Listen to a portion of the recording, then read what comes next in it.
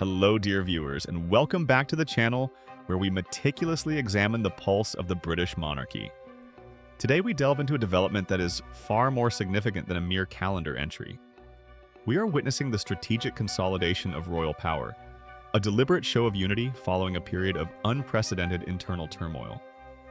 The hallowed halls of the palace have confirmed a truly momentous occasion. The senior members of the royal family are poised for a pivotal reunion. This gathering is not simply about fulfilling customary duties.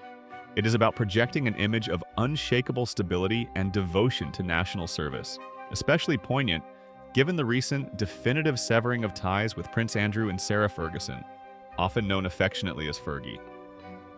This is the monarchy closing ranks, turning a new page and focusing solely on those who carry the weight of the crown.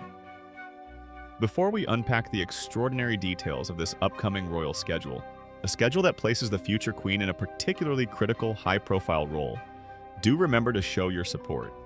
Please like this video, subscribe to our channel, and ring that notification bell so you never miss a moment of our deep dives into the affairs of the House of Windsor.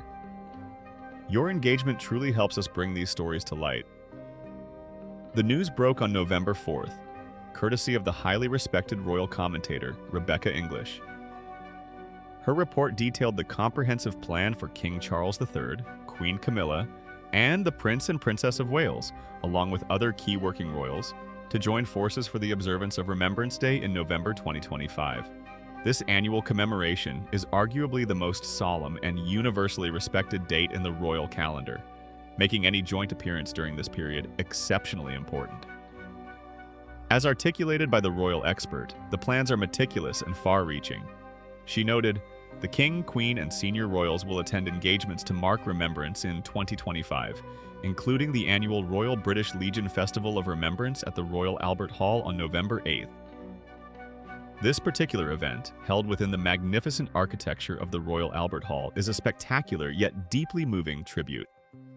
It is a concert of reflection, featuring military bands, choirs, and readings, all designed to honor the sacrifices made by servicemen and women across generations.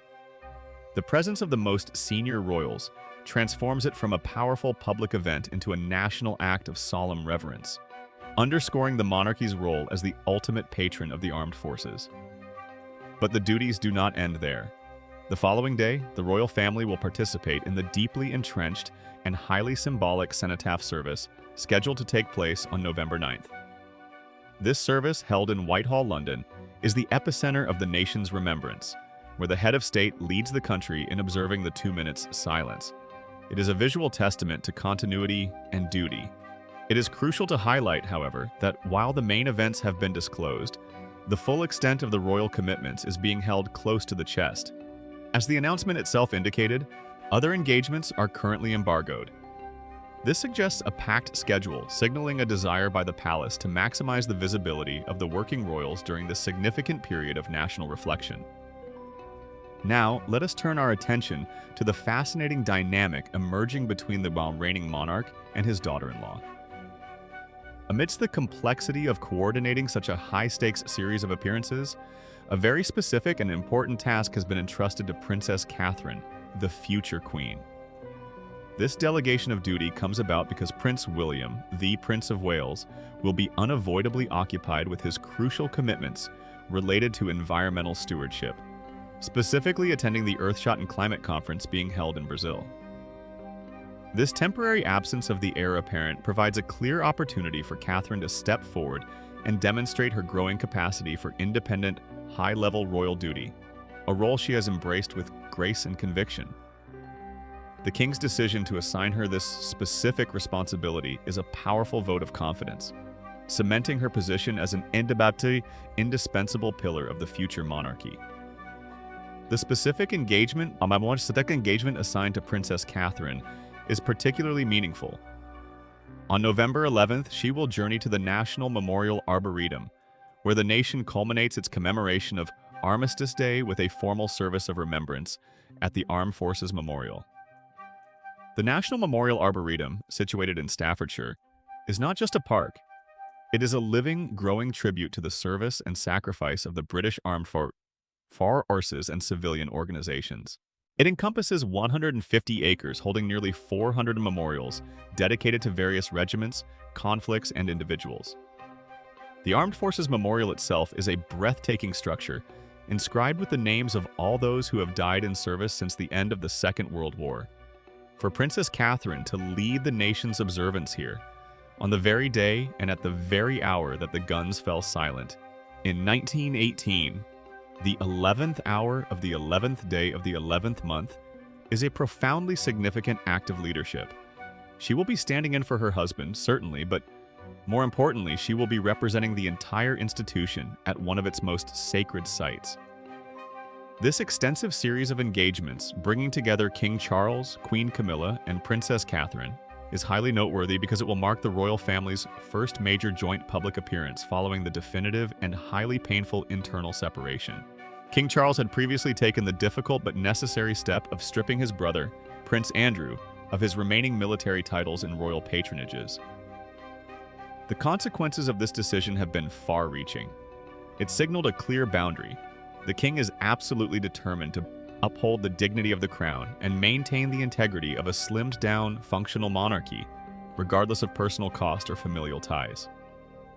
The drama surrounding Prince Andrew and his former wife, Sarah Ferguson, had cast a noticeable shadow over the institution, and the king's action was a decisive move to protect the future. Therefore, this remembrance period in 2025 serves as a crucial public demonstration that the core royal family remains unified, focused, and utterly committed to duty. After months of internal restructuring and necessary pruning, the senior royals will stand shoulder to shoulder, projecting an image of strength and continuity that the public, and indeed the Commonwealth, craves. Let us return briefly to the solemnity of the main events, which provide the backdrop for this royal show of force. The Royal British Legion Festival of Remembrance, which Princess Catherine and the King will attend on November 8th, is a masterclass in controlled emotion and historical memory. The event raises vital funds for veterans and their families, ensuring that the sacrifices of the past are met with support in the present. The visual of the royal party arriving at the Royal Albert Hall, impeccably dressed and grave in their demeanor, sets the tone for the entire weekend of reflection. The cenotaph service on November 9th is perhaps the most heavily scrutinized event. The cenotaph, meaning empty tomb, stands as the nation's principal war memorial. The tradition of the monarch laying a wreath here is centuries old in spirit, though the current memorial was inaugurated after the Great War. The act of the king placing the wreath, often a massive circular tribute of poppies, is heavy with symbolism, representing the grief and gratitude of the entire nation. Queen Camilla and the other senior royals stand in silent observance, a powerful visual demonstration of the unbreakable bond between the crown and those who defend it. For Princess Catherine to be a central figure in both these ceremonies, and then to take the lead on Armistice Day itself, truly underscores her rising status and the confidence placed in her by the king. She is stepping into a space traditionally occupied by the most senior male members of the family, demonstrating her resilience and professionalism. Her visit to the National Memorial Arboretum is anticipated to be deeply moving. She will participate in the 2-minute silence surrounded by the thousands of names etched into the stone of the Armed Forces Memorial, each name representing a life cut short in service. This particular engagement requires immense personal gravitas and emotional intelligence, qualities that Princess Catherine possesses in abundance. The absence of Prince William, while understandable given the international significance of the Earthshot Prize and his climate commitments in Brazil, only magnifies Catherine's role.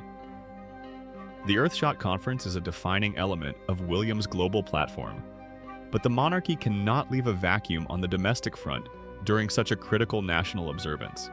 The king's solution, to empower Catherine fully, is a modern, pragmatic approach to royal duty, effectively maintaining the monarchy's presence in two hugely important spheres simultaneously.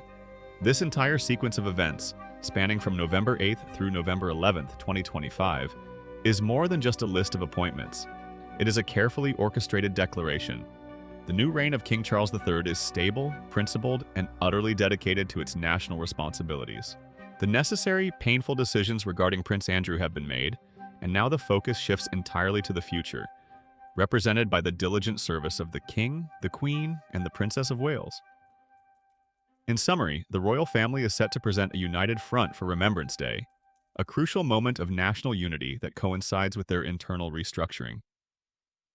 From the grandeur of the Royal Albert Hall to the solemnity of the cenotaph, and finally, to Princess Catherine's critical independent duty at the National Memorial Arboretum, every engagement serves to reinforce the strength and continuity of the monarchy in the wake of significant familial upheaval. This event certainly gives us much to reflect upon regarding the future structure of the working monarchy and the immense pressure placed on its key members. The weight of tradition and the demands of modern duty are clearly being managed through strategic delegation and unwavering commitment. What are your thoughts on this momentous reunion? Do you believe King Charles's decision to entrust Princess Catherine with such a high-profile role on Armistice Day is a sign of her increasing power within the institution?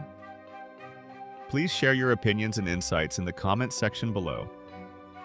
We always appreciate hearing your perspective on these matters of royal import. Don't forget to like this video, subscribe to the channel for more detailed analysis, and join us for our next celebrity and royal update. Thank you for watching, and until next time, take care.